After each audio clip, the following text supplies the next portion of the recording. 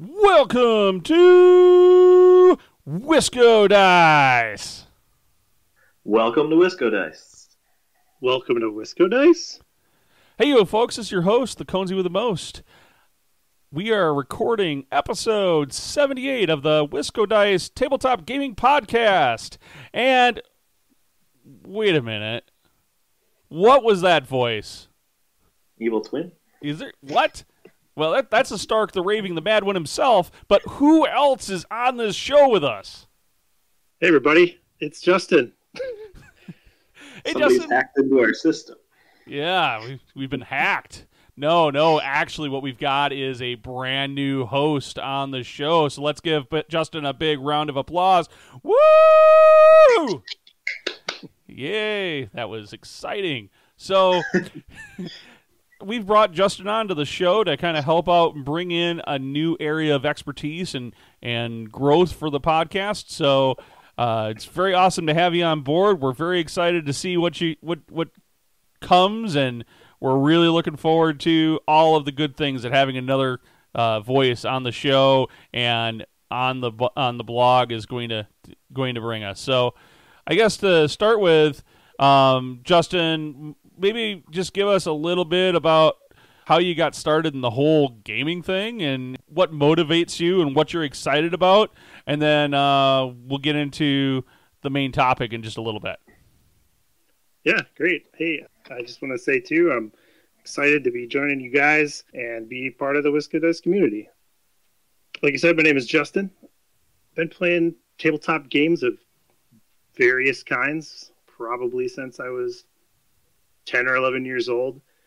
My parents were pretty big nerds. They played D&D. They had board games around the house. So that was just part of, my childhood growing up was board games and tabletop games. It sounds pretty awesome. There's a benefit to having, geeky parents for sure.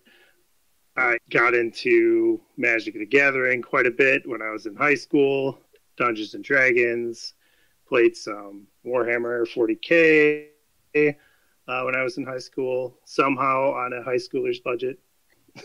It was a lot less expensive back then. I suppose I had disposable income then, too. Yeah, it wasn't $50 for 5 figures either, so. Nowadays, board games is my big passion. Gravitate towards, Euro games, strategy games, but I really appreciate a good dungeon crawler too. And a good thematic game gets me just as good as a real thinky, heavy strategy game. So you mentioned Euro games, right? So we just changed over kind of this format where we're talking a lot more about board games. And so there might be some folks out there in our audience that don't know or maybe haven't heard the slang of Eurogame or Ameritrash or some of these other common terms that we used in the board gaming world to kind of describe a style of game. So when you're talking Eurogame, what does that really mean? Yeah, sure. So for me, I associate that term Eurogame with sort of economy-focused strategy games where I'm managing resources. I'm maybe it's got worker placement mechanics. I think big examples of this might be Agricola, or you guys talked about Architects of the West Kingdom recently. That's something I'd put in that category. Less focus on combat, a little less focus on theme. That's kind of what I associate with that term Euro game. I would add to that just kind of from my perspective is that a Euro game tends to be less luck driven, so to speak. Yeah. So you don't typically see dice in what are referred to as Euro games. More of, you might have a random deck of cards that changes up the gameplay experience, or a couple of random decks of cards that'll change that gameplay experience. But generally speaking, there is a set of actions that you're going to take, and perhaps another player might take those actions instead, but you're not going to have like an intense player interaction experience where maybe you're sabotaging and taking another player's resources, or where you're any kind of really attacking. It's very, very kind of focus on your engine. Low player conflict, probably you might say. There's definitely Euro games that have some, direct conflict between players. But yeah, low player conflict, low luck, definitely. Perfect. So with that, we have something we haven't done in pretty much forever, and that is a contest. With our new host coming on the show, we thought it would be a great idea for you guys out there to have the opportunity to get to know Justin. Now, you can do this, and you'll also get to enter the contest by finding the post for this episode on your favorite social media platform and ask Justin a question. That's it. You can enter multiple times. Just go to different social media platforms. So if you find this post on Facebook and put a question there, you can go find us on Twitter and respond to the post for this episode with a different question. One of the things, too, is your question needs to be unique. So if somebody else has asked this question, then you need to ask a different question than that. Like if you want to ask Justin what his favorite color is, or his favorite food is, or his favorite game if we didn't mention it on this show. Every question has to be unique. That's the only requirement. So you can't copy anybody else's questions, and that's unique for that social media platform. Should you keep it PG also? Should keep it PG. Yep, that's a good idea. What we'll do is on March 26th, we'll collect all of the entries and announce the winner on episode 79. On top of that, on episode 79, we're going to pick some of our favorite questions and make Justin answer them on the air. Doubly good for you if you go ahead and get your entries in. Then you're going to ask me, Cozy, what do we get for entering and doing all this work getting to know Justin? Because, that's like work, really, right? What I have sitting in front of me right now are 3 really cool board games. The first game is Chaos Marauders by Fantasy Flight Games. It's a game for 2 to 4 players. Plays with a bunch of cards and get laid out on like a tableau, and you do all sorts of cool stuff. Then we have Time Chase, which is a trick-taking game. So it's predominantly cards, but there's some other tokens and whatnot in it. And you can go back and pass mysteriously to win tricks that you didn't win in the past that were played. So it's kind of cool that way. It's a cool little trick-taking game. Again, I think that's for 2 to 4 players. And then the big one here that we have, at least probably the biggest named one, is Tiny Epic Defenders from Gameland Games. I believe that's who that's from. So all these games will be actually given away. So we will have 3 winners for this particular contest. But in order to win, you do have to get that question on those social media platforms for Justin. So make sure you get that in. Yeah, I look forward to those questions. Get creative. We look forward to hammering you with some hard questions, some tough ones. So, all right. What games have we been playing? I'm going to go ahead and start here real quick. I've been playing a lot of Through the Ages. This was originally introduced to me through Board Game Arena, so if you want to check out this game, you can go jump on Board Game Arena and play there. It's a game from Vlaadal Chvátil is the designer of the game, and it was currently published by Chex Game CGE Chex Games Edition. It is Civilization game, but it's done with cards. So there's 4 ages throughout the game, but effectively in each age you kind of go from the Ancient Age. Actually, it's 5 ages. You have the Ancient Age. You have the First Age, which is kind of your Middle Ages. The Second Age is kind of your, I would say, the 1800s, 1900s. And then you have the Third Age, which is really kind of modern times. And then you have the Fourth Age, which is just one final. Everybody basically gets one player turn, and then it's over.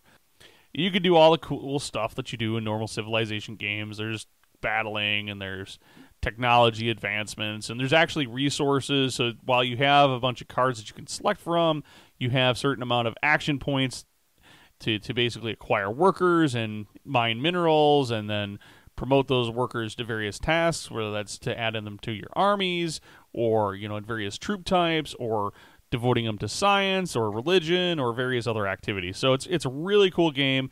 Vlaadil Chvátil is one of my favorite designers for games. Dungeon Lords, Dungeon Pets, this one, just quite wide variety of really good games that he's done. So that's the kind of the game that I've been playing probably quite a bit. There's other games in there, but that's the one that I've been really keyed up on. I played it on Board Game Arena and instantly had to go out and buy a copy for myself. So it just tells you it's very rapidly getting into my top 10 favorite games of all time. Justin, what have you been playing? Yeah, so I've been playing Praga Caput Regni. This is a game published by Rio Grande by the designer Vladimir Suchy, who also designed Underwater Cities. It's probably the biggest one, and Pulsar 2049. So this is a heavy, thinky strategy game where you are building the medieval city of Prague. So you gather your resources, your gold and your stone, and you have various construction projects that you're building and contributing to earn points. You contribute to the construction of the Prague, the St. Vitus Cathedral in Prague, the Hunger Wall, and also to the Charles Bridge. It's a big kind of point salad strategy game. It has a unique action selection mechanism where there's a sort of rondel, I think they call it a action crane. The spokes of this wheel are these double hex tiles where each hex tile has two different actions on it. And on your turn, you just select one of these tiles that are sticking out from this wheel that rotates. Depending on where the tile is on this wheel, you might have to pay some resources if it's a brand new action that just became available, or if no one's taken it a while, you might get a benefit from taking that action that nobody's been paying attention to. So you take one of these action tiles and you get a choice of two different actions for your turn, and you can improve your production mechanisms. You can build the new and old city in Prague. You can advance on the cathedral and the Hunger Wall tracks to move up and start multiplying your points. Yeah, this is a big, meaty game. I have played it as a two-player game, and I really am excited to try it with more players. I think it will shine with more players in that sense where you are going to really kind of start competing for these actions that you want to take, but other people are taking the things you want. Yeah, so that's the big one that I've been. Yeah, I mean, we just did Praga for our board game brunch this past Sunday, so. Oh yeah, super cool game. Yeah, really enjoyed it. We've played it a couple times now here ourselves, so yeah, it's a cool game. I'm looking forward to getting it to the table, and I can actually have a full set of players. Yeah, it's a good one, and it's turned me on to this designer. I mean, I've played Underwater Cities before, but I guess this Pulsar 2049 is also pretty great from what I've read, so I might be checking that out as well. Yeah. Vladimir Suchy. Yeah, Underwater Cities didn't blow me away as far as a game, but I definitely want to try it again. This one, Praga, was way cooler. I really locked in and liked Praga right off the bat. Board maybe is a hair noisy, but as far as stuff going on, but otherwise, just a really good game. I really enjoyed it. All right, let's dive into our hobby corner here before we dote on Praga too much. So, Brian, we haven't heard from you for a bit. What have you been working on the hobby side of things? Because I think you've got some stuff here that's really exciting. Well, that's awesome. Yeah, I brought it up in our last episode, but I've undertaken a vampire counts project that's been set aside for many years, and now that I haven't really been having a chance to play in other miniature games, it seemed like a very good time to finish up some of those old projects. So I seem to have timed and dubbed it my VC21 project. So with my whack of games being played recently, I was able to get into some hobby, and I've started on some zombies. I posted the first few the other day. Actually, I had like a first test model in there too, but I think I had some leftover painting style from my Batman miniatures, and I like highlighted it way too much, so it ended up like super bright. But then it allowed me to figure out what I wanted to do, and the next four I'm pretty happy with, and it seems like a pretty quick job. So painting zombies is kind of fun, and those were the old original like multi-part plastic Games Workshop zombies. So they're kind of known for being pretty fugly, but I'm pretty happy with how they turned out when I got them painted up. I was actually fairly surprised.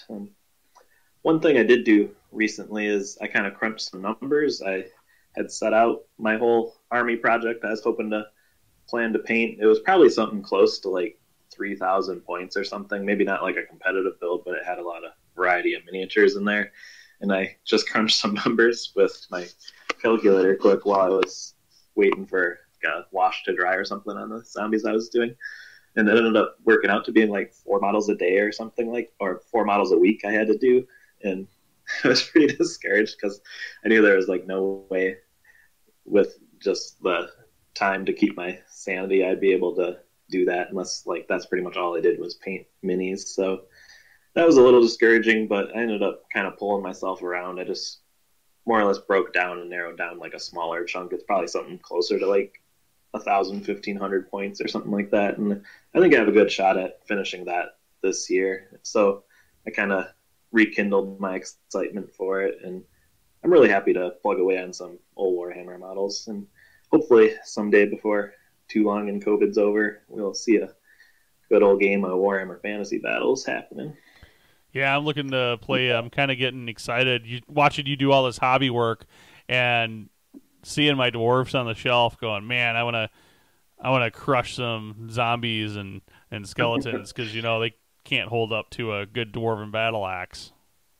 Yeah, you got to help me out. Like, I just thought about it. Like, all my years of playing Warhammer Fantasy, I've never played with a fully painted army of my own of any size. I've used a few other people's painted armies here and there, but I've never had a fully painted by myself army on the table. So we'll have to make that happen for sure once I get a sizable force.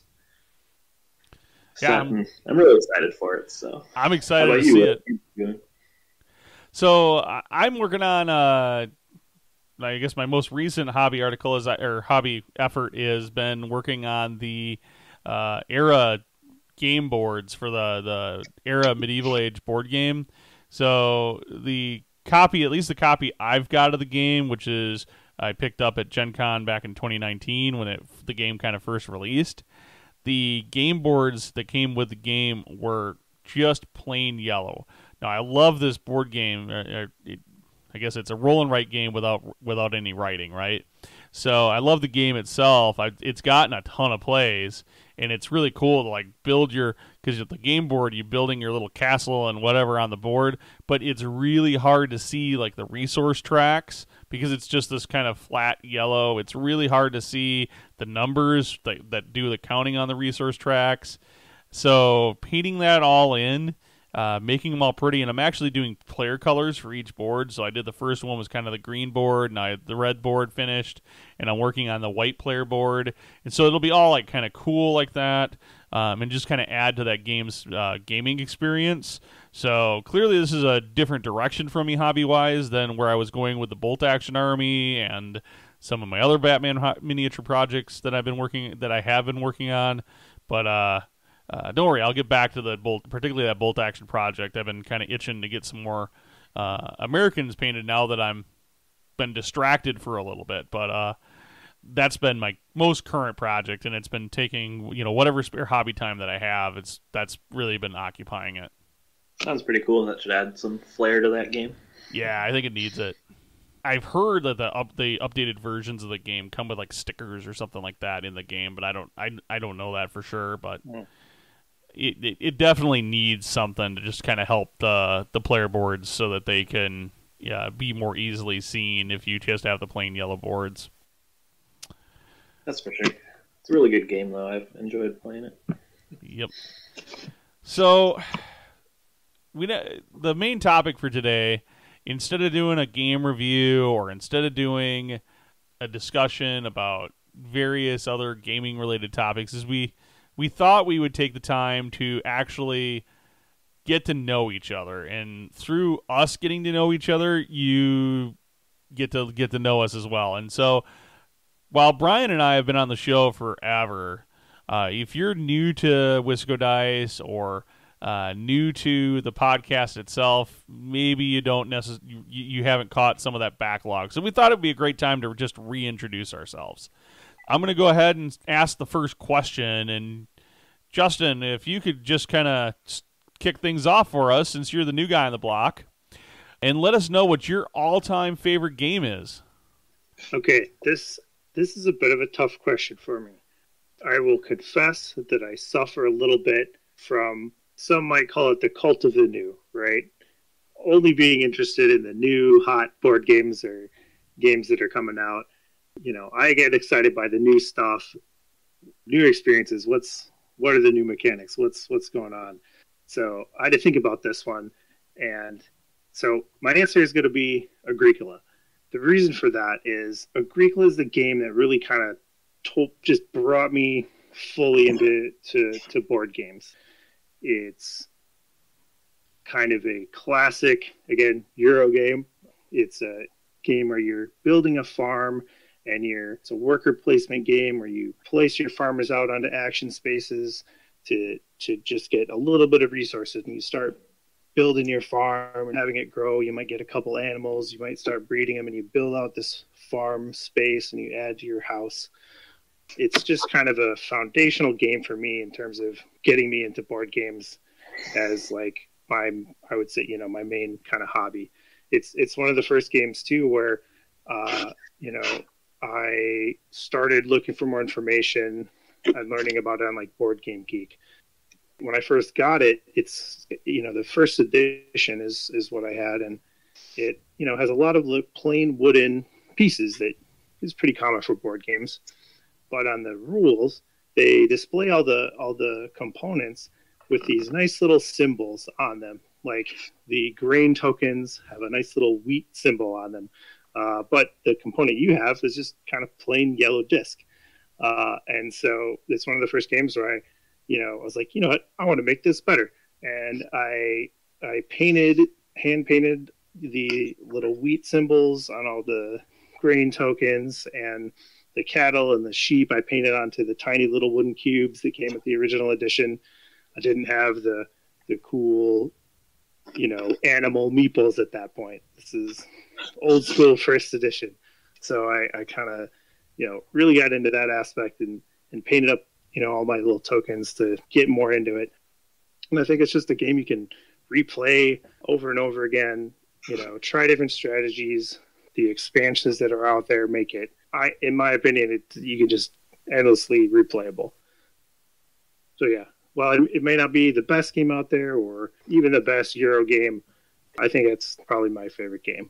The other thing I'll say, I think, is that I always can appreciate a game where I can have a fun time losing. And Agricola does this too. When you play Agricola, you're building your own little farm, and you get this sense of accomplishment at the end of the game. So even if you lost, you're like, here's this thing I built. And I always appreciate a game where I have fun playing even if I lose. So, well, I guess it matters. It depends on how many begging cards you probably have collected during the course of a game of Agricola. So yeah, that's fair. But you might have had a fun time taking all those begging cards to do something else. Anyways, yeah, Agricola is a great game. It's one of my favorites. It was really close to making the top 10. I've got some really special memories about that game myself, too, particularly a friend of mine. Brian and I know him. He's kind of the guy who sucked us into roller derby back in the day. Him and his wife played Agricola quite a bit, and they got us introduced to that game. And, yeah, I remember one of my proudest gaming moments, at least at the time, was finally being able to get a victory against them before they moved away. So Matt, if you're listening, we will need to get a game at some point in the future of Agricola. But in the meantime, thanks for all those memories because it's a great game. So, Brian, how about you? What's your favorite game? At first, we've been talking so much about board games. I had a hard time trying to come up with like a sole board game that was really my favorite. And then I was like, hey, wait a minute. This is still a tabletop gaming podcast. We just haven't been playing much of the miniature games lately. And maybe I'm on some weird nostalgia trip lately or something, but I really think Warhammer Fantasy has to be my favorite game. And a lot of this like stems from like my first introduction to it as well.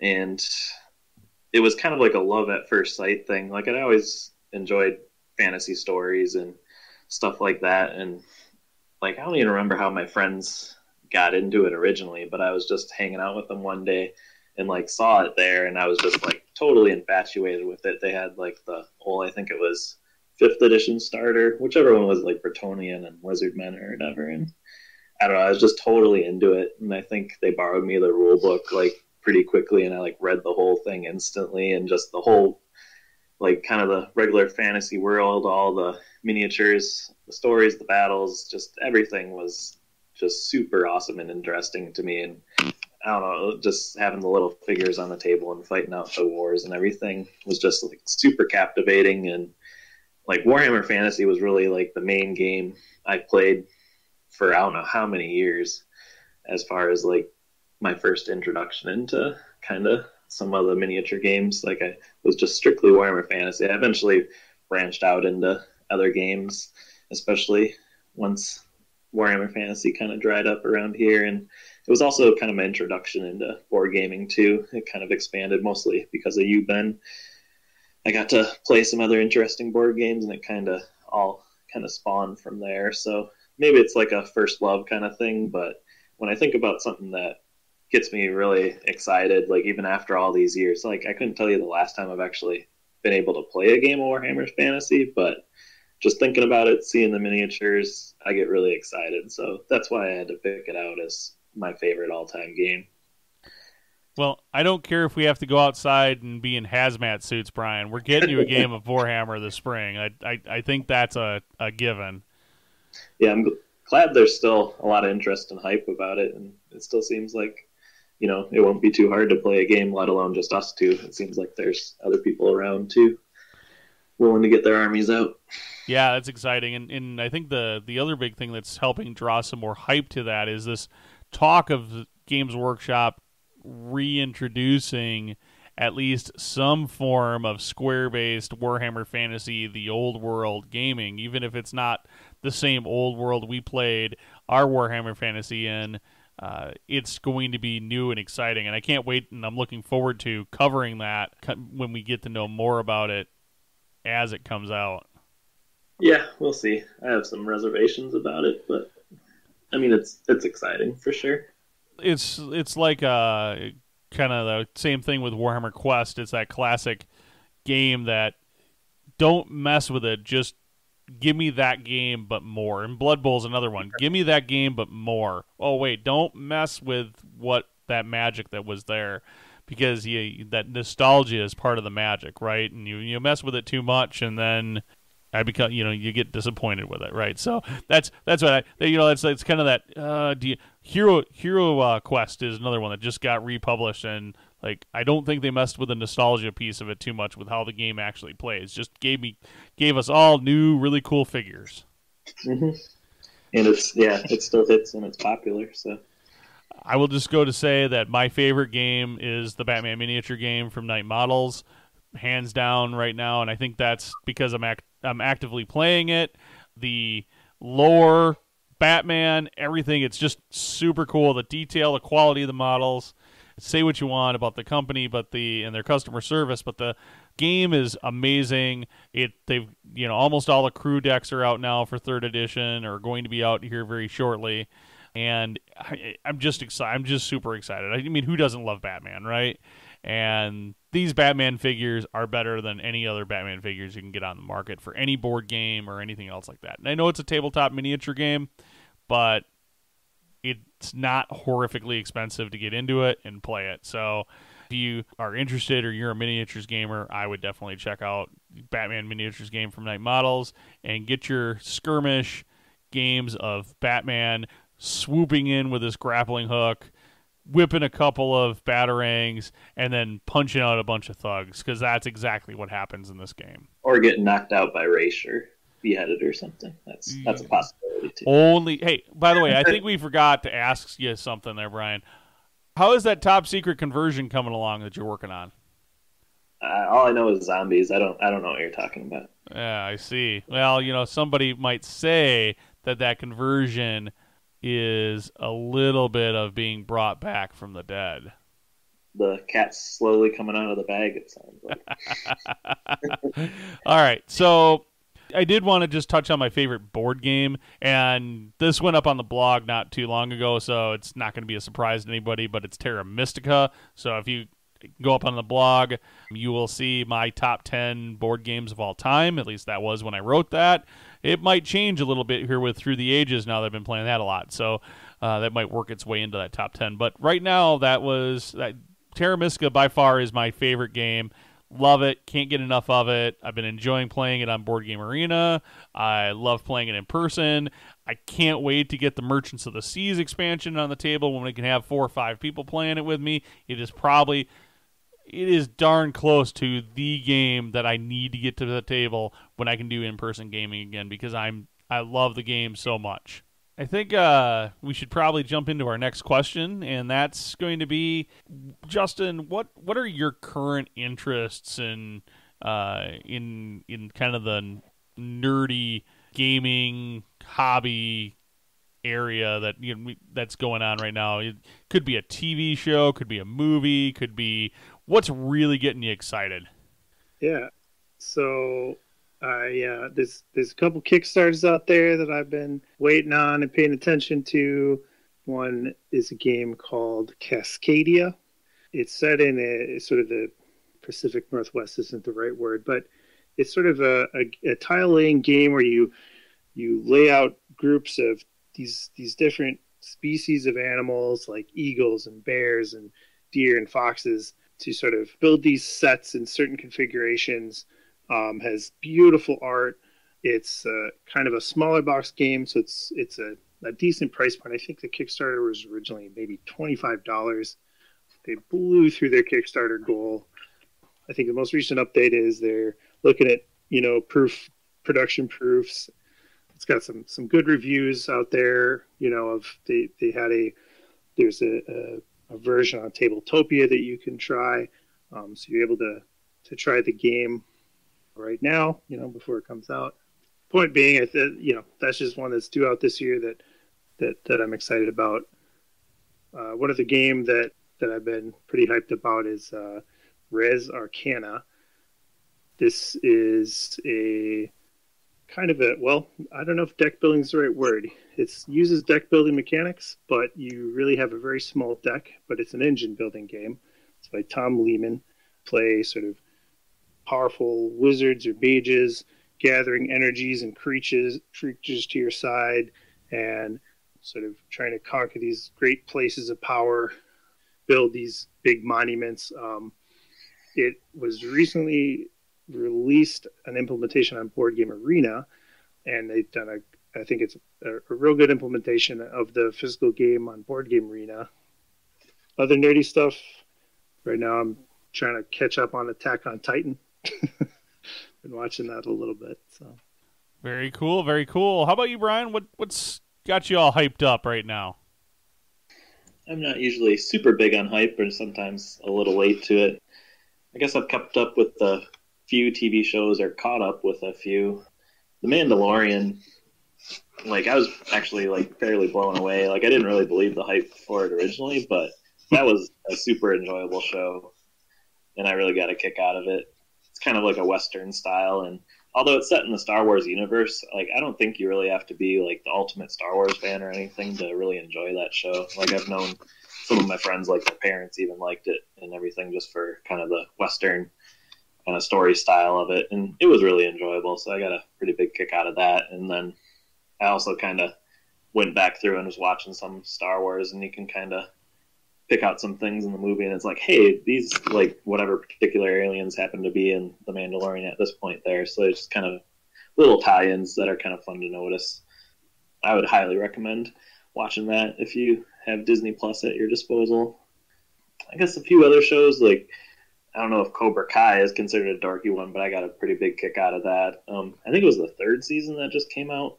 I don't remember if it was the beginning of February or maybe slightly before that in January or something. But I hadn't watched that initially, but I had watched it all like shortly before the third season was going to come out, and I got a pretty big kick out of that. I would say it's like the best show ever.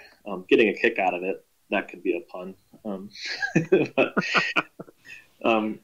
if you kind of enjoy like the Karate Kid and a little bit of nostalgia there, it's pretty fun, and it's a little silly too. And if you don't take it too seriously, it's pretty cool. Like in the Valley, karate is the cause and solution of all the problems. So is how I've been putting it, and that's pretty funny.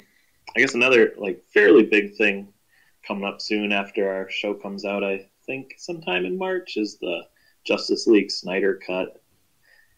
I've been like partially interested in it. Like the DC movies haven't really blown me away, but I'm kind of interested to see what happens with the Snyder Cut. Supposedly it's like 4 hours or something like that, which sounds a little daunting.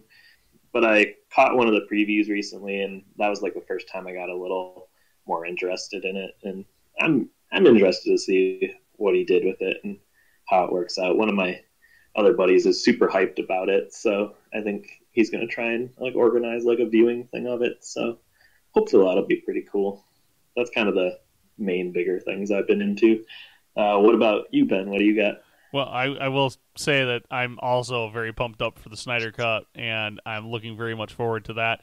And I'm looking even more forward to whatever Night Models pumps out for new miniatures for their DC Universe game that are going to be based off of characters in the movie. So I didn't even think about that. That could be exciting. Yeah, I mean, I've got all of the DCU movies, characters that they've released up to this point, at least for the Justice League side of things. So I'm really excited to see this batch of, what do they do special for the movie here? Did we get a new Steppenwolf? Do we get a new, Superman? What do we get? I want to see that. I want to see what they're doing, especially with the new materials they're making models out of. They're just doing a lot cooler things with these figures. So I'm really that's something I'm really excited about. I didn't even have it on my list of things I wanted to mention, but yeah, you got me all pumped up and excited for that. I've been watching WandaVision a ton. We actually have this cool thing, my wife and I, for on Fridays. Before we start work, we have we were doing Lunchalorians for Mandalorian while the season was out for Mandalorian, and then so Fridays we'd wait till lunch to catch the Friday episodes, because it releases on Friday. But WandaVision we've been so excited for, and actually near the tail end of Mandalorian we got so excited for it, we just started doing it as breakfast. So now we do breakfast and watch the new WandaVision movie or episode that comes out on Friday morning before we start working, which I don't think we could have ever pulled off if we were not working from home. But one of the perks of the pandemic is I get to sit in my PJs and watch, eat my breakfast and watch WandaVision every week. And well, soon that'll be done, and I'll be watching. What's the next one that's coming out from the MCU? Falcon and Winter Soldier. One or Loki? Falcon and Winter Soldier is the next one. I think it's literally like the next week after WandaVision's done. I think is the first episode of that. I think they're pretty close to back to back.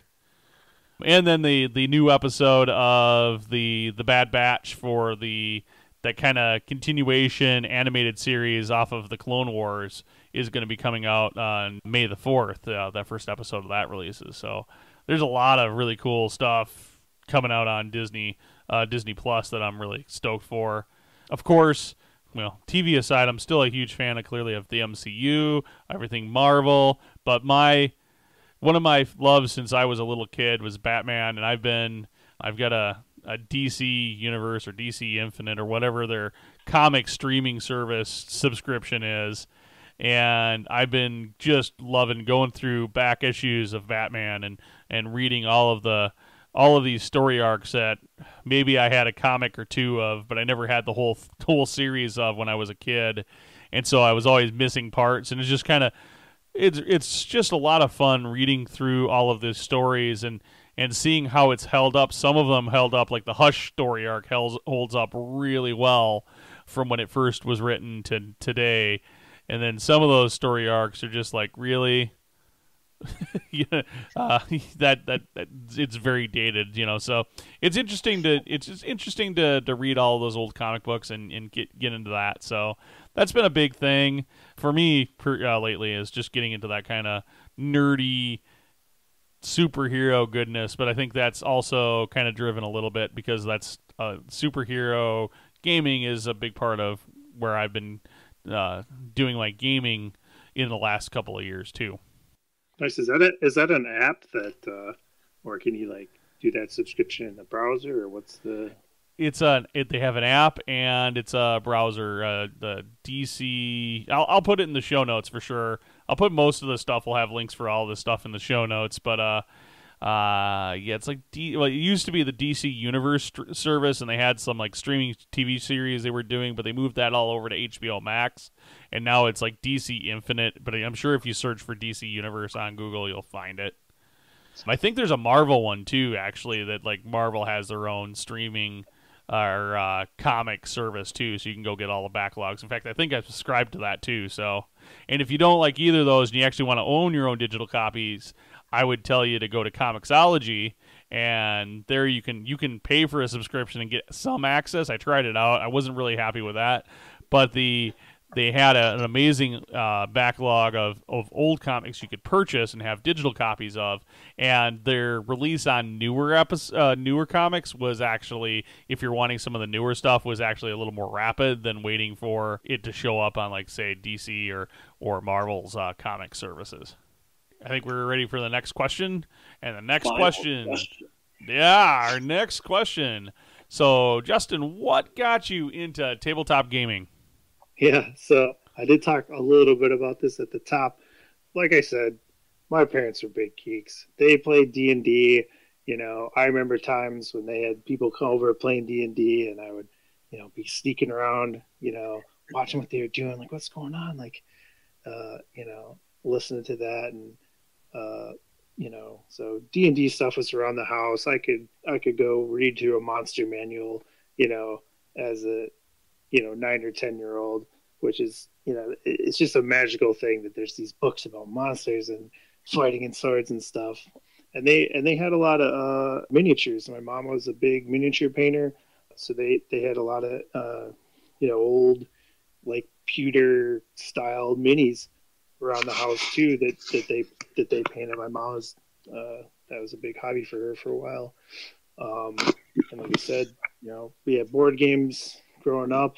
I think one that I remember a lot when I was young, it was Tales of the Arabian Nights.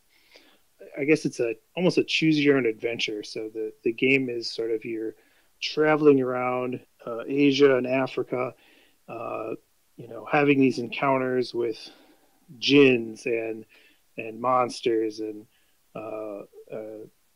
wizards and thieves and all this stuff. And there's this book of tales that you present some scenario to you, and you have to decide what you're going to do. So a princess like comes to you in distress or whatever, and you have to decide, are you going to aid her, are you going to court her, are you going to grovel before her and stuff. That just, my childhood brain just like latched onto that stuff, these sort of types of games.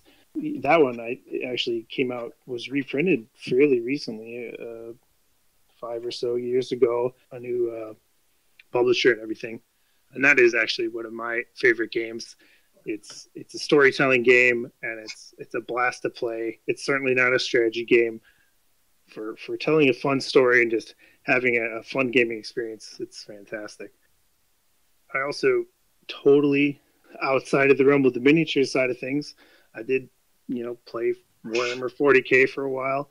Me and my brother really got into that when I was in high school, and did our best with what we had to do some painting. Like I said, my parents had done that a little bit as a hobby, and there were supplies around, and we, did some painting, and I think I played Dark Eldar or something, and he might have had, I'm trying to remember, he might have had, maybe he had Chaos Marines, I don't remember. Still got some background and love for mini games and war games like that too. But I think board games just became the thing that was easiest for me to play and actually on an ongoing basis find a group of people that to play with. So that's sort of where I'm at now, just mostly board games. So Ryan, what got you into the whole tabletop gaming thing? Cool. Similar to Justin, I think I kind of spilled the beans on this question from our previous question, but it was Warhammer Fantasy when I came across it at my friend's house, and that's really what started me into the really gamey stuff. I kind of said before, I was interested in fantasy stories and movies and stuff like that, anything I get my hold on, but really getting into kind of the dorkier side of things, Warhammer Fantasy was really my big thing for a long time. And yeah, between that whole friend group, I just remember really good times. We didn't have the strictest rules in the game, and I remember us just kind of playing what we had and everything, but it was a whole lot of fun. We'd have whole weekends where we'd hang out and hobby and then play a game late into the night and stuff like that, crazy 6-player games and stuff. It made no sense, but it was totally fun.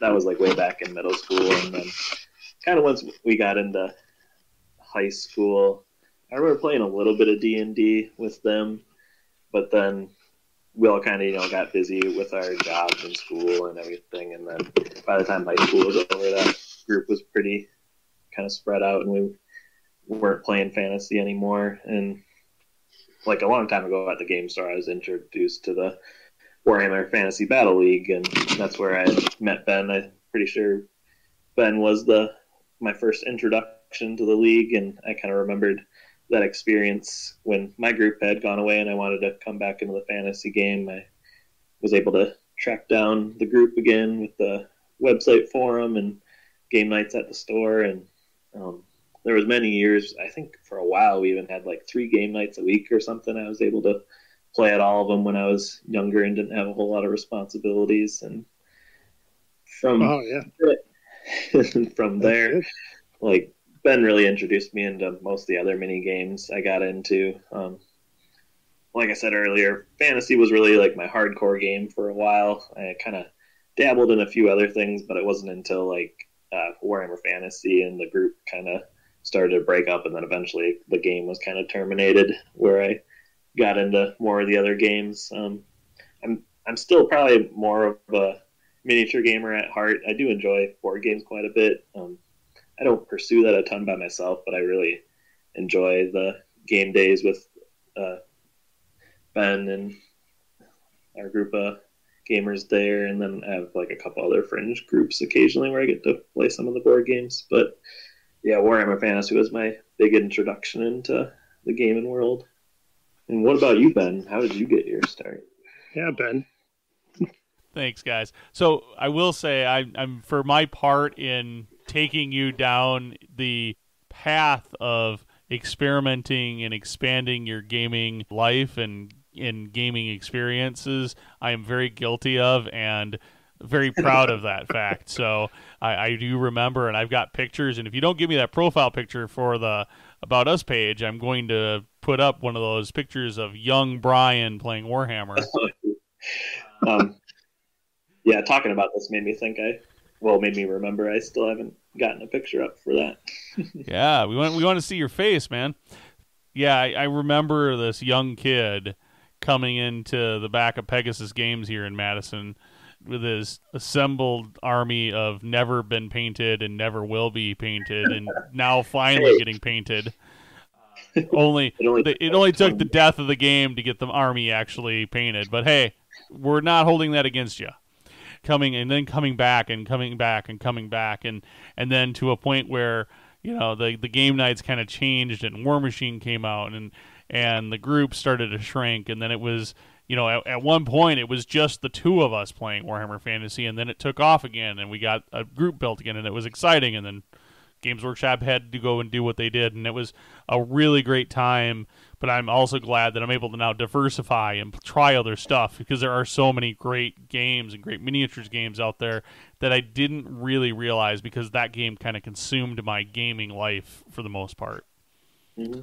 So for me, now that I get that tirade out of the way, for me, I got a couple of stories here. And I'll try not to go too long, but the first story is just kind of how I got into gaming. So I think I've been a gamer since I was really little. I say that because I don't know if either of you guys remember the old Lego castle systems kind of stuff that there was out there. Yeah, I was totally sure. that. Somehow I acquired a bunch of it, and I don't know if it was because I saved up some form of allowance money or where I got the money to buy these kits from, but I do know that I had to actually buy them all. So I never got acquired any of the like really big castles or anything like that, but I had a couple of nice little like sets, and I had a bunch of knights and horses, and I actually playing with them, I wanted to have some more structure to the playing with them than just pushing them around and having, ramming my hands together as they jousted and stuff, right? Like what little kids would do. So I gathered up like all the D6s from board games that we had in the house, and actually went about writing and creating my own rule set for like these Lego castle systems figures to fight each other. And it was like a little kid's rule set, but it was my first kind of introduction into this ultimately what miniature gaming was, but it was many years after that original kind of tiptoe into Lego castle systems miniature gaming before I actually had my first miniatures, because I had to shift away from that for a while in my life until as a teenager I was introduced to Dungeons & Dragons, which I had no idea even existed, but thanks to high school being brought together with other people, a bigger group of kids my age, because my grade school was like all of like K through 6. I think we topped out at like 20, 22, 25 kids in the class. So when I went to high school, junior high and high school, it was like, holy cow, there's like 125 kids in my class. Big class. And I know that's pretty tiny still, but that's what it took to get me introduced to D&D. And then ultimately I found myself being a dungeon master for years and years and years. And then I saw Warhammer because I'd started shopping at the game stores, and I would see Warhammer and I drooled over it for a long time. But getting into Warhammer, we had a True Value hardware store. They moved it and built the first, like one of the first True Value hardware stores, superstores in the country, in Reedsburg, Wisconsin, of all places. And apparently, the way I understand it, is the owner's son played Warhammer and loved it and conned his dad into stocking it in their hobby section. and so when they did that, I'm like, well, it's super accessible. I can't say no. And one day I had a little extra money in the paycheck, and I bought the core set, that 5th edition core set with Lizardmen and Bretonnians, and away it went. And unlike you, Brian, I didn't read the rules. I skimmed the rules. Your old rule set you created years ago. Yeah, I the old Lego rule set. I'm like, okay, I got the turn mechanic, and I got like how you the hits and the wound rolls and that, but I never really understood scenarios until I found somebody else that played Warhammer, and this was probably after like the 3rd or 4th game, and they had actually played it quite a bit, and they were like, no, you play it with a structure, and this is how you actually play a game, and I'm like, oh, this makes a whole lot more sense now. So, I mean, I had the core mechanics on how like dudes fought and stuff. I just did not understand, because reading whole rule books. I mean, I have a wife now that helps kind of coax me through learning new games as we acquire them. So I'm classically bad at reading rule sets. Just so we know. So that's kind of that whole story that kind of goes together with my growth into how I got into this gaming and through it. And I do remember at some point, getting into Warhammer. And as I got into it, I had a huge Magic the Gathering collection, and I went and sold that whole thing off and bought Warhammer models. I'm like, this is a way better investment in my money. Out with the old, in with the new. All right. Yep. So Hey, so do you still have this old Lego rule set laying around somewhere? God, no. I wish I did. I wish I did. I'd probably be embarrassed, but I do not actually have it laying around anywhere. It's in all the times I've moved since then, in whatever kid's notebook I was using for whatever class. It was in the back of like a notebook that I was using in some class I had, in grade school. Yeah. So it probably went in the bin with wherever that notebook went at some point. I think that, I mean, so when me and my brother were getting into Warhammer 40K, I was in high school, he was in middle school at the time. We're not rich. It was fairly expensive for teenagers, but yeah, like we had this same thought. Like, we've got Legos. We had all kinds of Legos. Like, let's make a Legos miniature game. And I've always thought that would actually be pretty awesome to have a mini game based on Legos. All the pieces are there. You've got weapons, you've got armor, you've got all that stuff. I think that's an awesome idea. It'd be cool if there's something out there like that. Yeah, it was really simple. Like it had a rule. Like if they had if the model, if the little Lego dude didn't have like the plated armor that slid over the top of him. He was just showing like that scale or that chain armor. Okay, well, you just roll a four better to kill that dude, and then if they had the big heavy plate on, then you'd be a 5 or better. And if you added a shield to whatever that armor is he's wearing, then that's just a +1 to the roll. And if they had a helmet on, then because I think I had some rule about 6s were crits or something like that. Except I didn't call them criticals back then because I didn't have the concept of critics. But I had the concept that if you rolled a 6, that was really awesome. And so when you invented the concept of critical on your own, man. That's awesome. I mean, I had nothing to go. I was stealing Monopoly dice, man. I mean, there was. Yeah. I will say I did have a copy. I don't know if I can't remember or recall if this is. Somewhere in here, I acquired a copy of Hero Quest, which I never got to. Well, one, I was young and never read the rule set, and have no idea where my copy of that game went because it's probably worth all sorts of money now. 2, I fell in love with the box art, and the box was really cool for Hero Quest, and I just never was able to play it with anyone because where I grew up, it was so rural, and so there was never anyone to play, and that was disappointing. But that's where I think somewhere in there that kind of played into the design of this Lego miniature game, which there was no real. I don't think I had any real measurement ranges or anything like that. So there wasn't really a good movement system to it, but at least there was something to give it a little structure on how you took out other people's dudes, and then I had rules for how the catapult worked and how the siege engines worked and stuff against castles. So there was some cool stuff there that I kind of put it together, and I wish I remembered it all, but it's a long time ago in a galaxy far, far away. Sure. That was pretty cool though. Yeah, that's awesome. So, I think we you had a second story, or yeah? I think that was both stories all combined into one, actually. So I always want to get into that True Value Hardware story because I think that's cool too. Yeah, that's hilarious. I mean, who'd have thought? You're buy your table saw and your Warhammer starter box. I mean, really. Once in a while at my local Ace Hardware, I'll see a random board game sitting. I think for a long time they had a copy of Scoville or something, full retail price, just sitting there on the shelf next to, I don't know, the Yeti stuff or something in some corner. It's interesting. Never seen Warhammer though. That's unique. It was interesting growing up rural and having these hobby interests and not having the best access to any of it, and no internet either, right? I mean, this is a time before internet. Sure, yeah.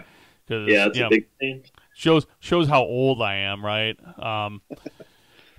But it was definitely different, kind of discovering these things and being introduced to them, and then going, oh wow, like, really, there's somebody else is already doing all this stuff.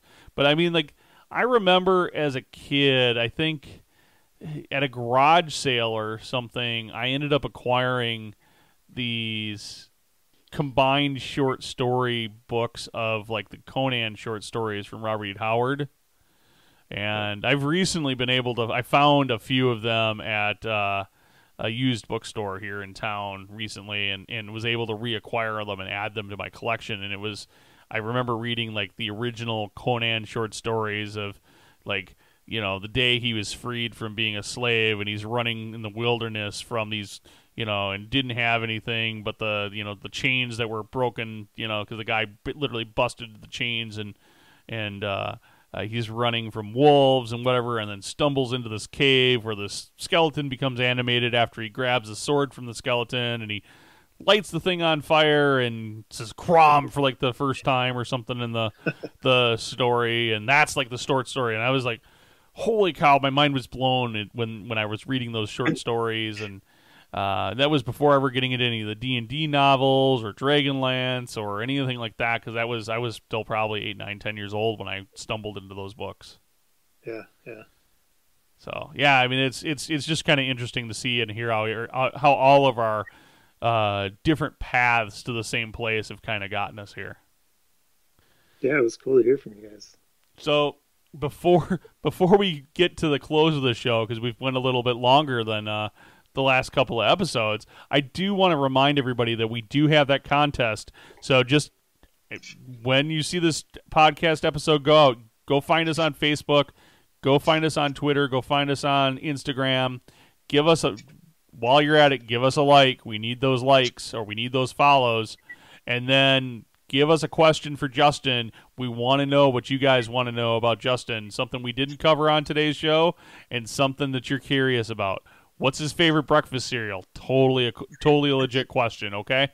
So that's how you get entered, and when you get entered, you'll get yourself a chance to win either Tiny Epic Defenders, Time Chase, or Chaos Marauders. And of course, I'm doing the big Vanna White showing the models or the board games to the camera. Not that you guys can see any of that, but just so you know. Thank you all so much for listening. Make sure you leave a review of the show on your favorite place to find podcast. Like I said, give us a like on Facebook. Don't forget to follow us on Twitter or Instagram and Pinterest. Make sure you give us a follow there and check out all the stuff we're posting there. It is slowly taking a growth into being a filled platform with cool hobby knowledge. Finally, if you haven't looked recently, make sure you catch up on the blog at our website at wiscodice.com. Hey, Brian, what's that site? You put me on the spot. Justin, do you remember what it is? Wiscodice.com. That's right. That's right. Yeah, that's right. It's wiscodice.com. Until next time, guys. Peace out. See ya. Bye.